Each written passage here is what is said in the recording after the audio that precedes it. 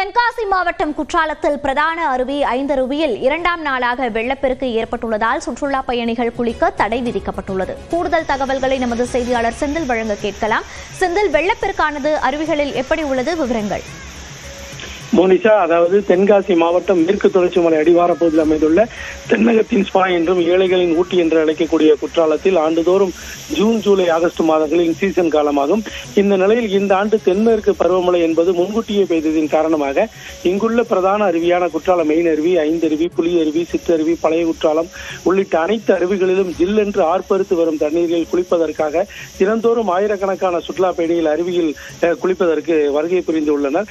மேலும் இங்கு அருவியில் குளித்து மகிழ்ந்து சென்ற நிலையில் அதாவது நேற்று மாலை முதல் தொடர்ந்து மலைப்பகுதிகளில் பெய்த மழையின் காரணமாக பிரதான அருவியான குற்றாலம் மெயின் அருவி மற்றும் ஐந்தருவிகளில் தொடர்ந்து வெள்ளப்பெருக்கு இரண்டாவது நாளாக நீடித்து வருவதால் சுற்றுலா பயணிகளுடைய பாதுகாப்பு நலன் கருதி அருவியில் குளிப்பதற்கு போலீசார் தற்காலிகமாக சுற்றுலா பயணிகள் அருவியில் குளிக்க முடியாமல் ஏமாற்றம் அடைந்ததோடு அருவிக்கரையில் ஓரமாக நனைந்தபடி செல்போனில் புகைப்படம் எடுத்து மகிழ்ந்து செல்கின்றனர்.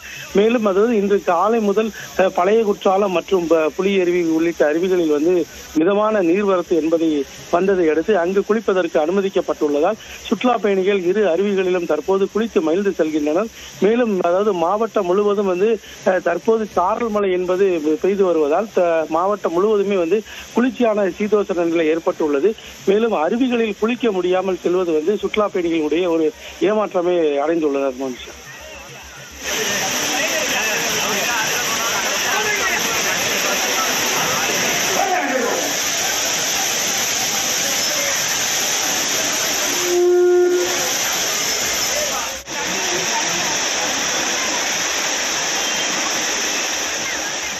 விவரங்களை பதிவு செய்தமைக்கு நன்றி செந்தில்.